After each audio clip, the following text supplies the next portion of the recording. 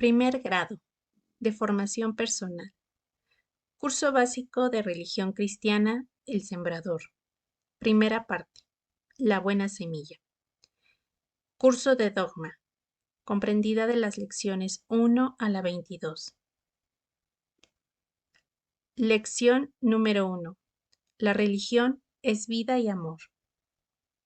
El problema inicial. Al comenzar un curso básico de religión como este, siempre surge la misma elemental e importantísima pregunta. ¿Qué es religión? ¿Qué entendemos por la palabra religión? Religión es una actitud. Se dice que la palabra religión proviene del latín religare, que significa volver a ligar, a unir. Según otros, es así la decisión de la criatura inteligente de retornar a la unión con Dios por medio de una preferencia sobre todo lo demás, un reanudar relaciones que antes existieron y que fueron rotas. Se trata, pues, no solo de llegar a un conocimiento o reconocimiento entre dos seres inteligentes, sino más bien de una actitud o comportamiento que hace posible restablecer la comunicación entre ellos. Por una parte, el hombre, ser limitado y necesitado, y por la otra, Dios, ser infinito y autosuficiente, capaz de prestar auxilio. Un principio de aceptación. Desde luego, tal actitud de parte del hombre no tendría razón de ser si no aceptara la existencia de Dios. Pero esto es tan evidente que solo ignorando las verdades más elementales, como la existencia de los seres y cosas que nos rodean, incluyéndonos nosotros mismos, cuerpo y alma, que por fuerza necesitaron de un ser superior que les diera existencia, pues por sí mismos nunca hubieran podido existir, o por una negativa insensata o maliciosa, puede hablarse de la no existencia de Dios. De todos modos, tal negativa no cambia tal realidad de las cosas. Dios existe. La demostración de la existencia de Dios. Diversas pruebas hay llamadas vías para demostrar la existencia de Dios. Inciso A. Por el efecto a la causa. El universo no pudo hacerse a sí mismo, porque lo que no existe, nada puede hacer, menos darse la existencia. El universo tuvo un principio porque todo indica que no existió siempre. Constantemente cambia, pierde, obtiene. No es inmutable. El universo ni es inmutable, ni es infinito, ni es eterno. Y así la inteligencia exige la necesidad de un creador. Causa y principio de tal efecto, como un reloj necesita para ser de un relojero. Inciso B. El motor primero. El movimiento, el orden y la vida que hay en el universo exigen, 1. La presencia de un primer motor, capaz de haber puesto en marcha todo lo que en el universo se mueve, incluso los astros. El admirable orden que observamos requiere una inteligencia ordenadora de sabiduría infinita. La vida en la tierra pide un vivificador, pues la materia nunca podrá darse vida a sí misma. Inciso C. Las cualidades de los seres. Es evidente que toda cualidad de los seres creados tiene por origen a un creador que posee esas cualidades en grado superior y que de él, como fuente de todo bien, las criaturas reciben las perfecciones que poseen. Ese ser necesario es Dios. Pues el ser que es causa de todo lo que existe, anterior a cuanto existe, infinito en tamaño, poder, bondad y sabiduría, capaz de poner en movimiento el universo entero, de darle orden y destino, autor de la vida y donador de toda cualidad y bondad a sus criaturas, a ese es a quien llamamos Dios. Dios es persona. Ese ser distinto y superior a sus criaturas tiene que ser, por fuerza, personal, es decir, inteligente y libre, poseedor de entendimiento y voluntad en grado de perfección infinita, como son todos sus atributos. Nuestra posición ante Dios. No siendo, pues, autónomos en nuestra existencia, no podemos pretender serlo en nuestra conducta. quien nos creó por un acto de su libre voluntad, es lógicamente dueño nuestro. De aquí que nos interese saber cuál es la actitud que nos corresponde ante él. Esa actitud es la religión. Por lo tanto, podemos resumir todo afirmando que la religión es una actitud personal frente a Dios. Incluye al hombre entero, con todas sus potencias, el cuerpo y el alma, la inteligencia, la voluntad y la memoria. La inteligencia por medio de la fe y el estudio, la voluntad por medio de la entrega de sí mismo en obediencia y al cumplimiento de su ley. Los planes de Dios. Desde luego que si Dios nos creó para Él, no dejará a nuestras limitadas fuerzas intelectuales como único camino de nuestro conocimiento de Él. Todos sus actos creadores forzosamente se deben a planes de sabiduría infinita, pues como ser inteligente, nada hace al acaso. De tal modo, acude en nuestro auxilio para revelarse a sí mismo y revelarnos sus planes sobre cada uno de nosotros en lo personal y sobre la humanidad en general. Conocimiento de los planes de Dios. Pero esos planes de Dios solo serán de nuestro conocimiento después de búsqueda y averiguación constantes, tesoneras y entusiastas. Una vez conocidos, solo por una adhesión sincera, total y amorosa en todos los sentidos de nuestra vida a la voluntad de Dios, cumpliremos esos planes. Conocerlos para después seguirlos, realizarlos en nosotros mismos y a la vez como integrantes de la humanidad, depende de nosotros. Diferentes actitudes.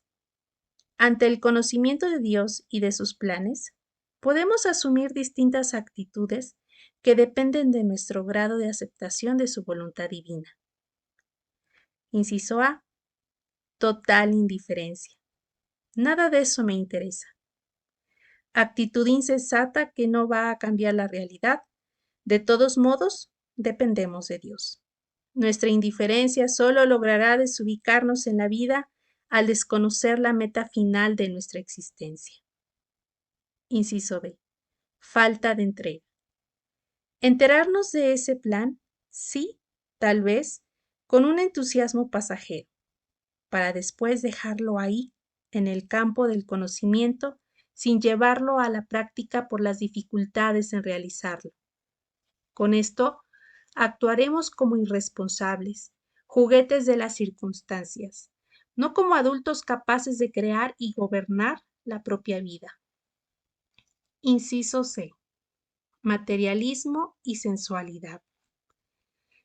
Interés desmedido por estas cosas, riqueza, poder, placer, sexo, etc., que estimadas como superiores al plan divino, provocan inversión de valores, desordenando toda la existencia del hombre.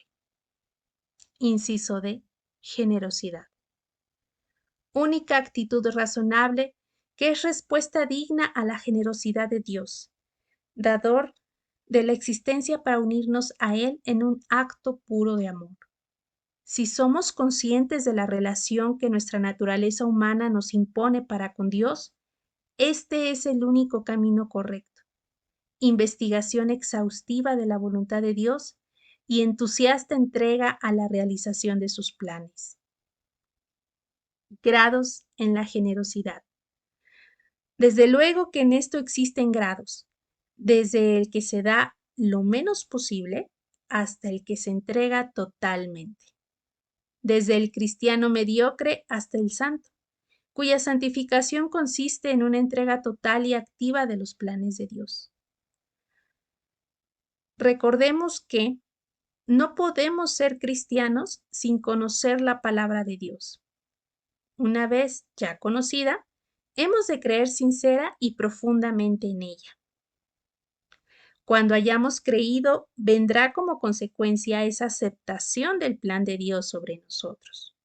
Y por último, aceptando el plan con generosidad, cooperaremos fecundamente a su realización. Solo entonces seremos verdaderamente religiosos, pues habremos llegado a la auténtica religión, que consiste en conocer, amar, servir a Dios, orientando hacia Él toda nuestra vida. La religión no es solamente una ciencia, una doctrina que debemos saber. Es también y principalmente un modo de vida que hay que vivir, la realización viva y operante de esa ciencia, de esa doctrina. Pero, ¿dónde se encuentra el conocimiento? Dirá alguno, ¿dónde lo hallaremos? Antes dijimos que Dios no hubiera podido dejarnos ignorantes, sabiendo que solos no podríamos conocerlo. Y por eso, habiendo empleado muchos medios para darnos a saber todo ello, al fin usó el más eminente. Nos envió a su Hijo Jesucristo, el cual nos trajo la buena nueva del Evangelio, en el cual se contiene cuanto necesitamos saber y todo lo que hemos de obrar para llegar al encuentro de Dios y con Dios. Si nos acercamos a Cristo, nos habremos acercado a Dios. Escuchando y siguiendo a Cristo, escuchamos y seguimos a Dios. Lo más maravilloso es que no es difícil, porque Cristo nos atrae sin violencia, con amor inmenso y activo, provocando en nosotros una respuesta de amor. Si nos entregamos a Él, todo será fácil. La búsqueda de Dios es ante todo un problema de amor, porque la base de nuestra religión cristiana es el amor. Amor de Dios al hombre y respuesta amorosa del hombre a Dios. Amor a Cristo, mensajero de Dios y Dios el mismo. Amor a los hombres, como hermanos que somos en Dios, nuestro Padre común. Ahora bien, no se puede amar lo que no se conoce. Por tanto, si necesitamos amar a Cristo, preciso es que lo conozcamos. Tenemos que redescubrirlo. No contentarnos con vagas noticias ni con informaciones superficiales acerca de él. Tampoco con estudios tal vez de alto nivel académico, pero que no se traducen en obras. Cristo no es objeto de la ciencia, es modelo de vida. Jesús ha de ser el centro de nuestra vida. Al estudio e imitación de Cristo somos llamados por el bautismo, el cual es nuestra vocación cristiana. Un llamado que nos hace discípulos de Cristo. Y así el discípulo ha de asemejarse a su maestro, quien ha de ser su modelo, camino y meta de existencia. No basta con contemplar a Jesús, hay que informarse hasta saber quién es Él. Cristo ha de ser el centro de nuestra búsqueda. Cuando lo hayamos descubierto, Cristo será nuestro ideal, de modo que nuestra inteligencia se atará a Él con un acto absoluto de fe. Al dejarnos atrapar por su palabra, por su persona, por su ejemplo, será entonces cuando Cristo se convierta en el centro de nuestra fe. De esta fe surgirá el deseo de imitación y de comunicación con Cristo, quien así será el centro de nuestros pensamientos, de nuestros deseos. Por fin llegaremos a abandonarnos y entregarnos a Cristo sin límites ni reservas. Nunca le ganaremos en generosidad, pero sentiremos aumentar nuestro amor por Él hasta que Jesús llegue a ser el centro de nuestro amor. Entonces, como consecuencia lógica, evitaremos alejarnos de Él. Trataremos de permanecer siempre a su lado por las mismas razones que nos hacen mantenernos cerca de aquella persona a quien amamos mucho. Será entonces cuando estemos viviendo plena y fecundamente la religión, y se hará realidad en nosotros el saber para obrar y el obrar por amor, que es la esencia de la religión cristiana, el verdadero cumplimiento de ella. A continuación, veremos los siguientes pasajes evangélicos que nos ilustran de manera viva sobre lo que venimos reflexionando. Evangelio de Marcos, capítulo 4, versículos del 2 al 20. Les enseñaba Jesús muchas cosas por medio de parábolas. Les decía en su instrucción: escuchad, una vez salió el sembrador a sembrar, y sucedió que, al sembrar una parte, cayó a lo largo del camino. Vinieron las aves y se la comieron.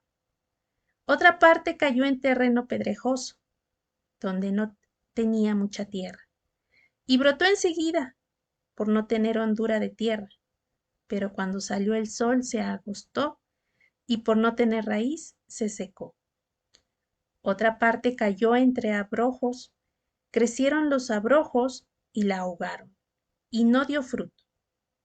Otras partes cayeron en tierra buena, y creciendo y desarrollándose dieron fruto. Unas produjeron 30, otras 60, otras 100. Y decía: quien tenga oídos para oír, que oiga. Cuando quedó a solas, los que le seguían, a una con los 12 le preguntaron sobre las parábolas. Él les dijo: a vosotros se os ha dado el misterio del reino de Dios, pero a los que están fuera, todo se les presenta en parábolas, para que por mucho que miren, no vean, por mucho que oigan, no entiendan, no sea que se conviertan y se les perdone. Y les dice: ¿no entendéis esta parábola? ¿Cómo entonces comprenderéis todas las parábolas?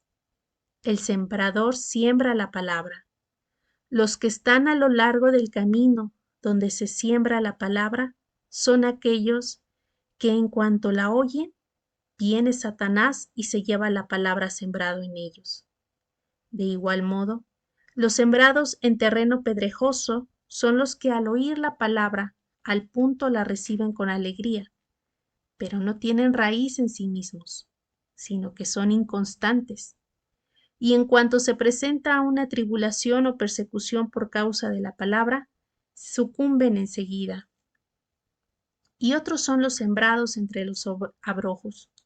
Son los que han oído la palabra, pero las preocupaciones del mundo, la seducción de las riquezas y las demás concupiscencias les invaden y ahogan la palabra, y quedan sin fruto.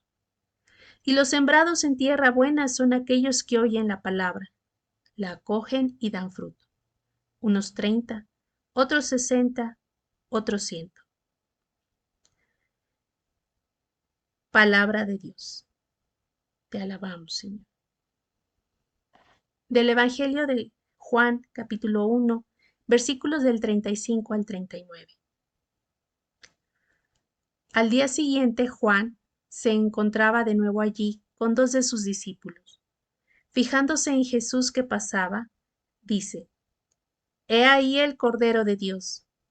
Los 2 discípulos le oyeron hablar así y siguieron a Jesús. Jesús se volvió y al ver que le seguían les dice: ¿qué buscáis? Ellos le respondieron: Rabí, que quiere decir maestro. ¿Dónde vives? Les respondió: venid y lo veréis. Fueron, vieron dónde vivía y se quedaron con él aquel día. Era más o menos la hora 10. Andrés, el hermano de Simón Pedro, era uno de los que habían oído a Juan y habían seguido a Jesús.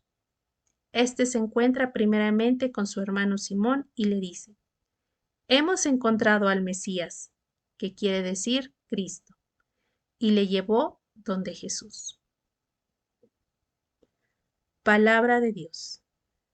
Te alabamos, Señor. Reflexión personal. ¿Qué has hecho hasta ahora para encontrar a Jesús?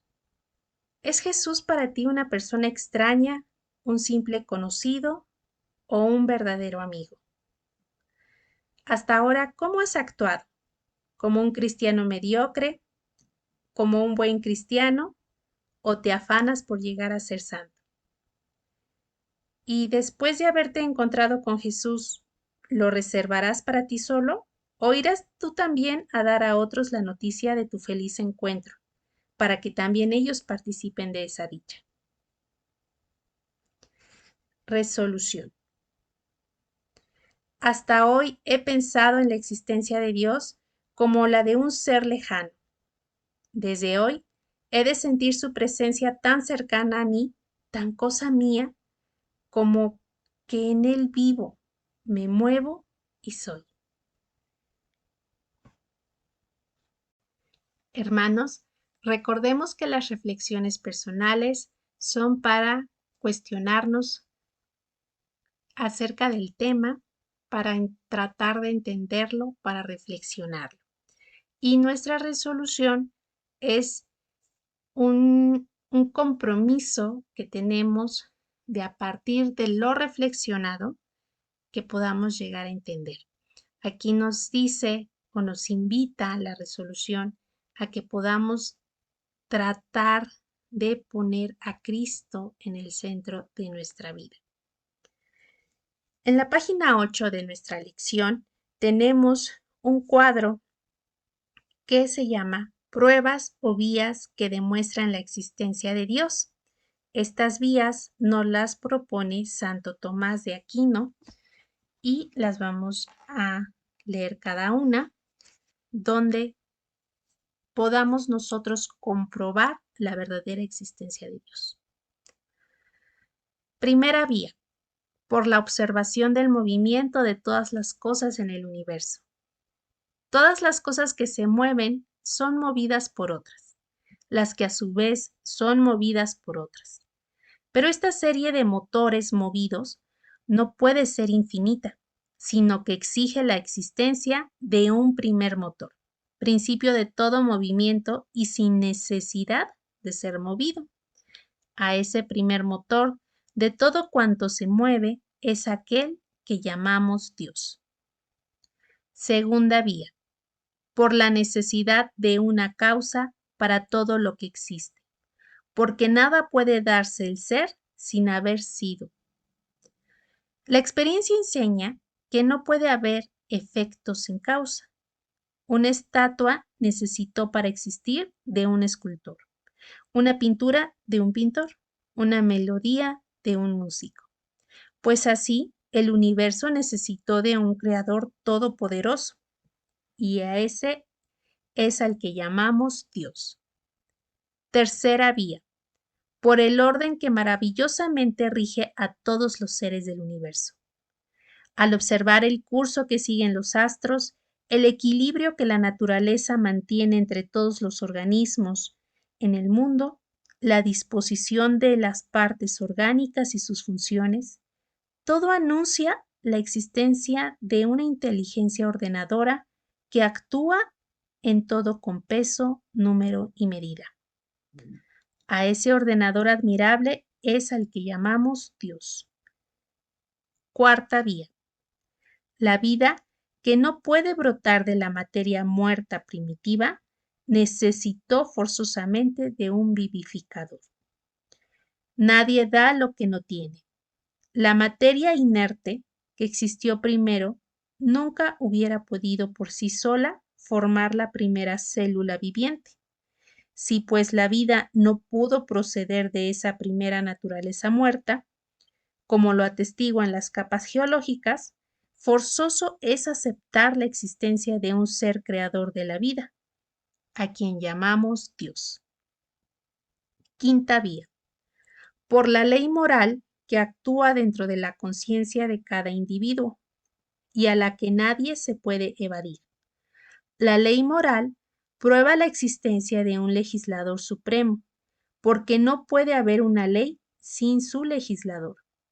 Este legislador debe de ser por fuerza superior a los hombres y capaz de ver en su interior y con poder para imponer justicia. Ser perfectísimo, suma bondad y opuesto por esencia a la maldad. A ese legislador es al que llamamos Dios. Sexta vía. Por la contingencia o la necesidad de todos los seres. Ser contingente es aquel cuya existencia no es necesaria a los demás para que existan. Ser necesario es aquel que no puede no existir, porque De que Él exista depende que existan los demás, observando que todos los seres que nos rodean y nosotros mismos son contingentes y no pudiendo admitir una serie infinita de seres contingentes procedentes unos de otros, preciso es reconocer la existencia de un ser necesario. A ese es al que llamamos Dios. Estas vías nos ayudan a poder demostrar la presencia de Dios en todo cuanto existe. Luz y sal, hermanos, reunir y servir. Nos vemos en la lección número 2. Dios los bendiga.